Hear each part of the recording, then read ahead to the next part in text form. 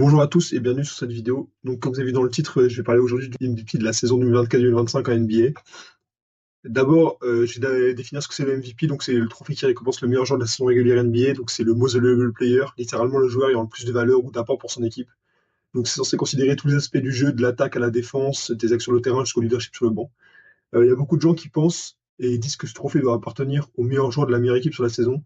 Et même si cela, ça permettrait de réduire les larges débats autour du vainqueur qui naissent chaque année, c'est une vision qui est trop réductrice et qui ne permet pas de prendre en compte l'impact de l'environnement autour du meilleur joueur de l'équipe qui domine la ligue. Si on se basait seulement sur ce critère, il y a pas mal de saisons exceptionnelles individuellement qui n'auraient pas été récompensées de manière injuste, comme la saison 2016-2017 de Russell Westbrook, qui était historique, non seulement par les statistiques, avec un triple-double de moyenne, comme on peut le voir ici, mais également par les records, avec 42 triple-doubles en une seule saison, qui était au-dessus du record mis par Oscar Robertson dans les années 70 de 41 en une saison. Il avait quand même fini MVP alors que le bilan du Thunder de 47 victoires et 35 défaites devait classer 6e de la conférence Ouest. Donc voilà, juste pour revenir sur les débats annuels autour des prétendants au trophée, ce sont eux qui m'amènent à faire cette vidéo parce que cette année, ils sont plus disputés que jamais. Même si au début de saison, Giannis Antetokounmpo, qu'on peut voir à l'image, semblait s'être maintenu dans la course, il est très clair que depuis le All-Star Break, les discussions tournent autour que de deux joueurs.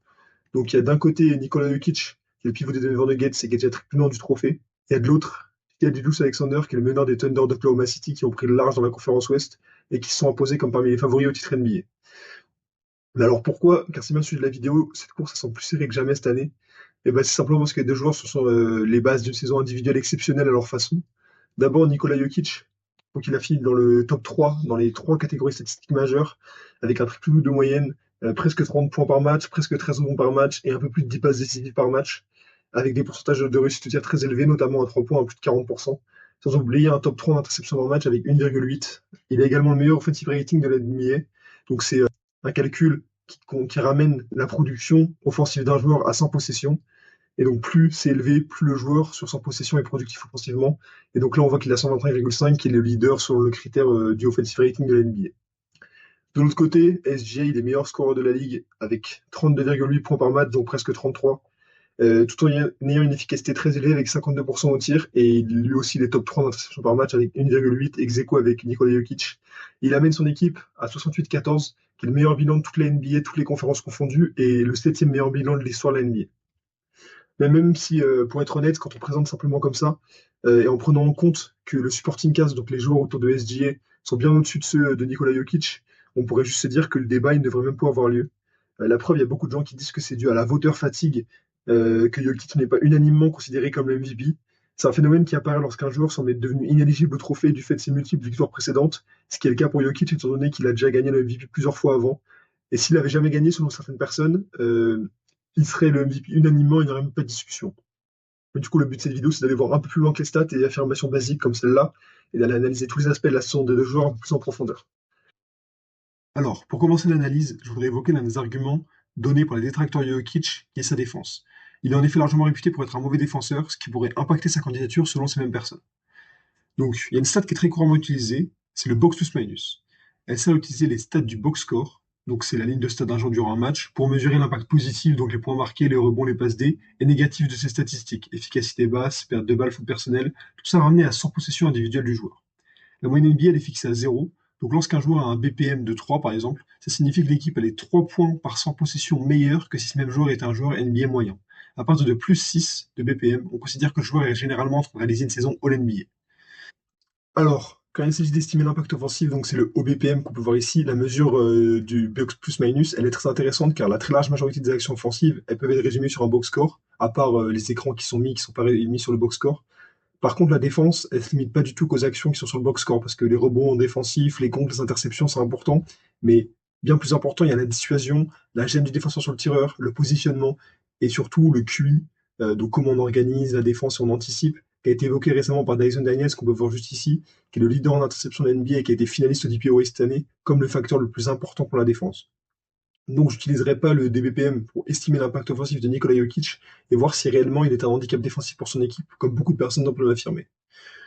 Donc, plutôt pour mettre en perspective l'impact défensif de Jokic avec les autres pivots qui jouent régulièrement en NBA, j'ai réduit l'échantillon à tous les pivots ayant joué au moins 300 minutes cette saison, donc c'est l'équivalent de 5-6 matchs à peu près, ce qui nous laisse 83 pivots au total, et j'utiliserai les deux mesures suivantes pour comparer leur défense à celle du CERN. Donc d'abord, j'ai utilisé le PM, c'est la différence entre le pourcentage habituel du joueur au cercle et son pourcentage sur ce joueur spécifique, donc ici Jokic. Et j'utilise également le LT06 pourcentage, donc c'est le pourcentage d'efficacité moyen des joueurs au cercle lorsqu'ils sont défendus par un joueur spécifique. Donc encore une fois, ici ça va être Jokic. Donc vous me direz que ces stats ne considèrent que la défense intérieure, et même si elle n'est pas l'entièreté de la défense et de l'impact défensif d'un joueur, en tant que pivot, ça en reste le composant majoritaire. De plus, Jokic est le 11e pivot cette saison, donc toujours sur le même critère de minutes que j'ai évoqué tout à l'heure, avec le plus haut pourcentage de temps passé à défendre sur les pivots adverses, environ 60% du temps. Et la majorité des tirs pris par les pivots se situe dans la zone de non-charge ou la peinture, selon le site officiel de la NBA, avec à peu près 70%, donc c'est dans la zone entourée en rouge ici. Donc voilà, c'est pour ça que cette défense intérieure elle reste quand même le composant majoritaire, étant donné que c'est la majorité des tirs pris par les pivots et également la majorité des lieux où défend Jokic. Alors maintenant, on va voir le résultat. Donc le PM de Jokic, il est de 0,6. Ce qui signifie que lorsqu'il défend sur un joueur au cercle, il a un impact légèrement positif sur son pourcentage habituel dans le domaine. C'est le 10e pire total parmi les pivots ayant joué le plus de minutes cette saison NBA, dont la moyenne se situe environ à moins 4,4%. Ce qui veut dire qu'ils impactent de moins 4,4% la réussite au cercle des adversaires sur qui ils défendent. Encore plus frappant maintenant concernant le LT06 pourcentage, le pourcentage de réussite moyen au cercle des joueurs défendus par Jokic est de 64,7%, qui est le 7e pire total parmi la liste. Pour mettre en perspective, pour des joueurs dans la conversation ODP-OY tels que Victor Wembanyama ou encore Chetton Green qu'on peut voir ici à l'image, leur LT06 pourcentage est de 50,8 et 44,3% respectivement. En comparant cette fois-ci à d'autres pivots considérés comme des défenseurs moyens tels que Wendell Carter Jr. d'Orlando ou Jacob Poeltl de Toronto, ils se situent respectivement à 58 et 60%, ce qui fait quand même une différence majeure par rapport à Jokic. Ainsi, même si ces statistiques n'arrivent pas de tout révéler, elles viennent juste confirmer quelque chose, c'est que Nikola Jokic n'est pas un bon défenseur du cercle, ce qui reste la mission principale d'un pivot défensivement, et que même s'il fait quelques interceptions et qu'il prend beaucoup de rebonds défensifs, il n'a pas un impact très positif sur cette partie du terrain, en tout cas dans la raquette adverse, qui reste la majeure partie de défense d'un pivot, et particulièrement la sienne, étant donné qu'il défend 60% dans cette partie-là. Mais est-ce que ça a vraiment un impact pour son équipe? Parce que quand on regarde les Denver Nuggets, sur les 11 matchs où Nikola Jokic n'a pas joué, ils ont un net rating de moins 4,3 et un bilan de 4 victoires pour 7 défaites. A l'inverse, lorsqu'ils jouent, les Nuggets ont un net rating positif de 5,1 et un bilan de 46 victoires pour 25 défaites. Alors, est-ce que le fait qu'ils soient un défenseur intérieur en dessous de la moyenne NBA, c'est vraiment un handicap lorsqu'on considère cette différence hors du commun? On pourrait dire que pas vraiment. Et est-ce que ce changement drastique en net rating fait de lui le most valuable player, donc littéralement le joueur ayant le plus de valeur pour son équipe? C'est fort possible. Cependant, dans la plupart des matchs où il n'a pas joué, Jamal Murray n'était pas présent non plus, et le 5 majeur de Denver était loin d'être le 5 majeur titulaire.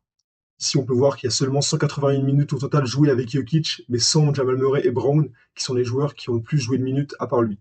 Alors maintenant, on va regarder du côté offensif du jeu pour vraiment comprendre son impact et vraiment mettre du poids sur sa candidature. Et donc, sur cette partie-là du terrain, Nikola Jokic est tout simplement en train de réaliser une saison historique. Donc comme j'ai dit au départ, il est quasiment sur un triple-double de moyenne, avec 30 points par match. Il a réalisé des performances historiques, avec le premier 30-20-20 de l'histoire de la NBA, de multiples triple-doubles à 40 points, et également un 70-10 contre Minnesota, qui est la 3e fois que ça arrive dans l'histoire. Il affiche le meilleur offensive rating de toute la NBA, comme j'ai dit. En plus de cela, il a un passeur rating, donc c'est une mesure qui estime la qualité du jeu de passe d'un joueur sur une échelle de 1 à 10, de 9,4, donc proche des sommets et proche des meilleurs joueurs de la ligue, comme Chris Paul qui est à 10 par exemple.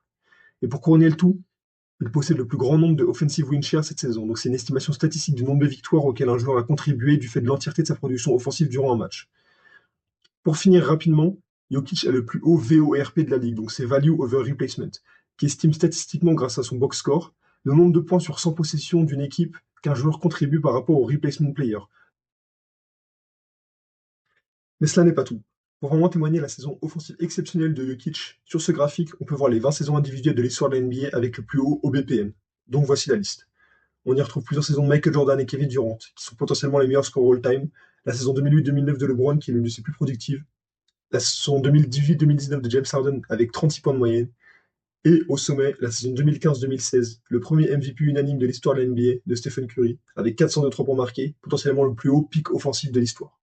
Si on s'y penche bien, on peut y voir également quelques saisons de Nikola Jokic, dont les 3 saisons où il a remporté le MVP en 2021, 2022 et 2024. La vraie question maintenant que tout le monde se pose, c'est où est-ce que se situerait sa saison en cours sur ce graphique?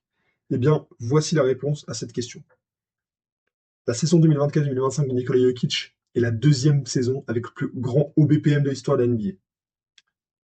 Si je devais donc émettre un avis rapide sur la saison de Jokic, il a un impact offensif tellement énorme et tellement historique qu'il vient surmonter les lacunes défensives, individuelles et collectives de Denver. Cela fait quand même beaucoup en sa faveur. Cependant, si vous êtes attentif, vous avez remarqué sur ce graphique que le nom d'un certain joueur apparaît.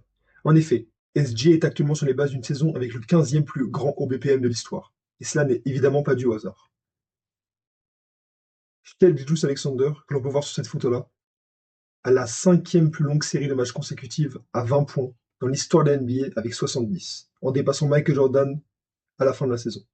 Il a également le plus de matchs à 20 points, 30 points, 40 points et 50 points cette saison. Il est donc, bien évidemment, en plus d'être le leader en points par match, le leader de la NBA en points totaux cette saison. Et en deuxième position, c'est encore lui, mais sans ses quatrièmes cartons. De plus, si vous vous rappelez bien, j'avais évoqué que Nikola Jokic avait le plus haut offensive rating de la NBA cette saison, avec 125,5. Dans ce même classement, à la 6e position, on y retrouve SGA, avec environ 122. Alors, vous me direz que c'est une bonne statistique, mais qu'elle ne met pas particulièrement de poids supplémentaires sur sa candidature. Mais il s'agirait également de considérer le defensive rating, qui mesure l'impact défensif d'un joueur lorsqu'il subit 100 possessions qu'il défend individuellement. Et lorsqu'on s'y intéresse, on retrouve également SGA, cette fois-ci dans le top 5, avec un rating de 105,7. Ce qui fait de lui le joueur avec le plus haut net rating individuel de toute la ligue, donc c'est la différence entre le offensive et le defensive rating d'un joueur, avec 16,7.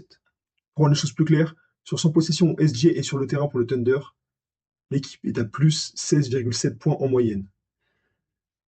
Alors, il y a certaines personnes qui pourraient dire que c'est simplement l'équipe de OKC qui a rempli de bons défenseurs, qui font ressortir son profil et qui font ressortir son defensive rating, justement. Mais dans les faits, c'est pas totalement vrai. Alors, oui, évidemment, quand on a des bons défenseurs derrière soi, on a moins besoin de s'inquiéter, on a moins besoin de se poser la question s'il aide arrive ou pas en défense, comment les écrans vont être gérés, les échanges, les switches, etc. Mais c'est pas tout ce qui fait que SGA est un bon défenseur. D'abord, il a un des meilleurs defended field goal percentage parmi les arrières meneurs cette saison. Mais également, il a un contre par match, ce qui est le deuxième plus haut total parmi les meneurs ou arrières de la ligue cette saison, jeté à Derrick White. C'est assez rare pour des meneurs ou des arrières d'avoir un contre par match, et donc bah ça se voit parce qu'il y en a que deux cette saison dans la NBA. Et même si comme pour les interceptions ça fait pas tout, ça reste un facteur assez important de la défense. Tout ça, cette défense, elle est couronnée par son nombre de win shares, donc c'est le numéro 1 en termes de defensive win shares cette saison, donc c'est le nombre de victoires auxquelles il a contribué par sa défense, c'est comme pour les offensive win shares, mais du coup pour la défense. Et il en a 4,8, c'est tout simplement le plus haut total de la NBA, et ce qui fait de lui également le joueur avec le plus grand nombre de win shares combinés offensives et défensives dans toute la ligue. Pour terminer sur sa candidature, je voudrais parler d'un mythe qui semble être devenu une vérité générale pour beaucoup de fans NBA, c'est que SGA c'est un free throw merchant, entre guillemets, il aurait besoin des lancers francs pour beaucoup scorer. Alors du coup, pour comparer, j'ai rassemblé toutes les saisons individuelles à plus de 30 points par match depuis 2000, il y en a 34 au total, et parmi ces 34 saisons, il y en avait 19 qui voyaient des joueurs tenter 10 ou plus lancers francs par match, comme on peut voir sur le graphique. Pour sa campagne 2024-2025, SGA il en a 8,9 par match, comme on peut voir ici. Donc, c'est le deuxième plus haut total de toute la NBA. Cependant, c'est évidemment lui qui a le plus de drive par match. Donc c'est celui qui va le plus au panier, qui drive la balle le plus au panier par match. Donc c'est évident qu'il va provoquer des fautes et qu'il va avoir des lancers francs. En plus, étant donné qu'en NBA, quand on est une superstar et qu'on a un petit peu cette reconnaissance par la ligue, on a des fautes plus facilement. Alors oui, même si c'est la manière dont il les obtient qui fait débat, c'est comme cela que la ligue elle fonctionne actuellement depuis les années 2010 et même avant. Tous les grands joueurs des années 2000 comme Kobe Bryant et même d'avant encore Michael Jordan ont eu des sifflets favorables en exploitant les règles NBA avec des arbitres comme pour Shai qui étaient assez souvent en leur faveur parce que c'était des superstars et parce que évidemment il y avait cette aura autour d'eux. Et même si c'est une faiblesse que SGA il exploite de manière assez agaçante parfois, faut l'admettre, ça doit pas être un facteur qui efface tous ses accomplissements en cours et son excellente saison individuelle. Le dernier facteur que je voudrais adresser dans cette vidéo est le statement suivant que j'ai entendu beaucoup sur les réseaux sociaux. Des personnes pensent que si les lacunes défensives de Jokic ne l'ont pas empêché de gagner le trophée l'année dernière, alors pourquoi cette saison ne devrait-il pas encore être MVP s'il fait une saison individuelle encore meilleure que la précédente? Eh bien, j'ai deux réponses. D'abord, car SGA, cette saison, est bien plus impactant pour son équipe que la saison dernière. En effet, le pivot titulaire Chet Holmgren a manqué plus de 40 matchs, et bien que solidement remplacé par Arthur Stein, c'est bien Shai qui a conduit le Thunder au 7e meilleur bilan de l'histoire de la NBA, tout en étant exemplaire sur les deux côtés du terrain. Pour finir, cette saison, Jokic et les Nuggets n'ont même pas terminé dans le top 3 de la conférence Ouest, là où ils avaient fini deuxième avec le même bilan que le Thunder l'année dernière, lorsqu'il avait remporté son troisième MVP. Certains viendront alors sur mon argument de départ, expliquant qu'à partir de certains points, le classement ne peut plus être le facteur qui sépare les deux candidats. Alors je reviendrai à nouveau sur l'année précédente. Doncic, que l'on peut voir ici, avait été écarté des discussions malgré une production offensive exceptionnelle car on le jugeait insuffisamment bien classé, 5e seed avec 50 victoires et 32 défaites, qui est le bilan exactement similaire de Denver cette saison. Il avait réalisé des performances individuelles exceptionnelles, 34 points, 10 rebonds et 9 passes décisives de moyenne sur la saison. Il avait également fait un match à 73 points qui est dans le top 5 des performances au scoring les plus élevées de l'histoire de la Ligue. Tout cela avait été retenu contre Doncic, alors que pendant la saison 2021-2022, lors du deuxième MVP de Nikola Jokic, les Nuggets avaient fini 6e de la conférence Ouest. Il s'agirait alors de se mettre d'accord sur le critère à utiliser. Le MVP doit-il revenir à un très bon joueur, jouant dans une des équipes les mieux classées de la NBA, ou est-ce qu'à partir d'un certain point, 5e place, 6e place peut-être, les performances individuelles doivent prendre le dessus sur le classement? En parlant de critères, il est maintenant temps de conclure cette analyse et de donner mon choix final pour le trophée de MVP 2024-2025. Qui choisir entre deux joueurs réalisant des performances historiques tout en élevant leur équipe vers des sommets jamais vus auparavant? Alors, même si Jokic réalise une saison offensive absolument historique, même si les statistiques semblent irréelles soir après soir et qu'il ne cesse de m'impressionner, c'est bien Shai Gilgeous-Alexander qui a mon vote de MVP pour cette saison. En effet, il est toujours assez proche de Jokic dans toutes les statistiques avancées qui concernent l'attaque, les offensive win shares, VORP, OBPM, et ce malgré une production égalité offensive presque jamais égalée de la part du Serbe.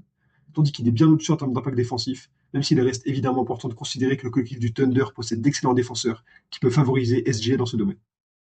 Il reste tout de même le leader sur et en dehors du terrain de cette équipe, l'ayant amené au sommet d'une conférence Ouest extrêmement compétitive et au 7e meilleur bilan de l'histoire de la NBA. Cependant, n'oublie pas que cela n'est que mon avis et qu'il n'attend aucun cas le bon ou le mauvais. Je laisse à chacun le choix de se faire le sien. N'oubliez pas que même si les statistiques avancées, comme celles que nous venons d'analyser, elles permettent de se faire une idée globale, elles peuvent bien évidemment être trompeuses, et ça n'est qu'en regardant vraiment les joueurs jouer pendant des matchs entiers, tout au long d'une saison, qu'on peut se rendre compte de leur impact et vraiment se faire son propre avis, sa propre opinion sur ce débat. En tout cas, merci d'avoir regardé cette vidéo jusqu'au bout, j'espère que vous aura plu, et je vous souhaite une très bonne soirée. À bientôt pour une prochaine analyse.